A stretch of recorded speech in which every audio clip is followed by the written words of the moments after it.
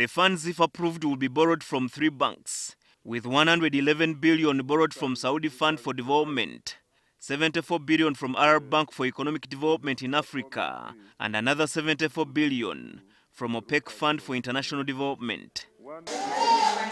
Statistics from the Ministry of Health indicate that a quarter of the adult population has heart-related problems, while 1% of children are born with such problems.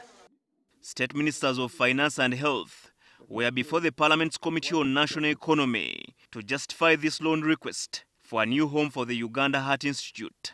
Considering the development impact this loan will bring, Mr. Chairman, I feel it's not a bad deal to have this loan under these terms.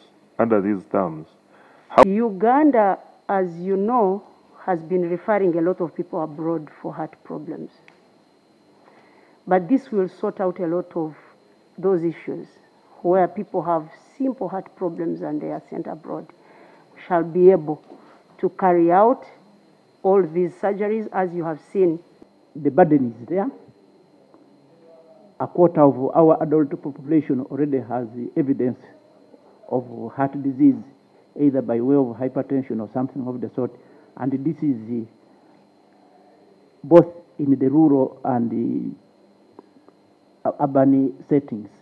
However, questions were raised over the procurement and project implementation, with some MPs worried that if it is not handled well, the project might fail to take off like the Lubowa Specialized Hospital, where government guaranteed 1.3 trillion shillings to one investor, Enrique Pinetti, through promissory notes. The procurement for the civil services, so that we are not borrowing for some company, and like what happened in Lubowa, we are scared about the Lubowa reappearing. So we want to hear from finance.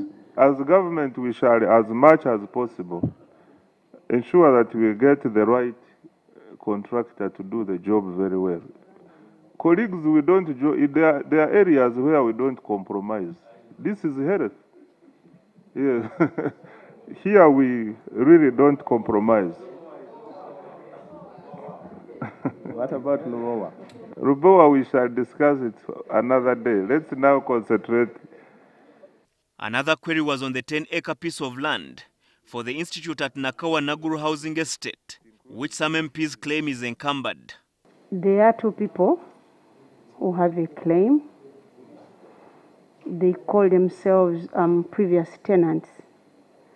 One is called Mulangira Tendo, the other one is called Luchamuzi, from the OPEC properties.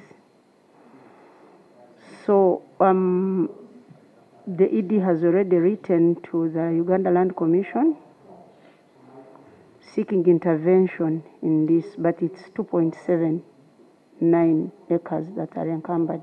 The institute will be constructed in 3 phases, in 4 years with a 700-bed capacity. Habad Ziwa, NTV at Parliament.